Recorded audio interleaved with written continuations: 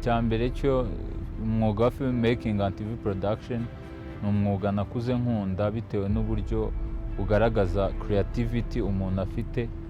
Nibwo rero nyuma yo gusoza segonderi nashatse ahantu heza nakura ubumenyi buhagije muri uyu mwuga. Applyinga muri KFTV mbona amahirwe yo kuba umwe mu banyeshuri bawo muri uyu mwuga wa filmmaking and TV production. Cyambere cyo ubumenyi nkuye muri KFTV bunyemerera kuba nashaka akazi ahantu hatandukanye muri domaine zijyanye na filmmaking and TV production, bityo nkaba nabasha no kukabona. Ibi bizamfasha rero kuba nabona akazi, bashe kubona capital izamfasha kuba natangira kwikorera nkanjye ubwanjye.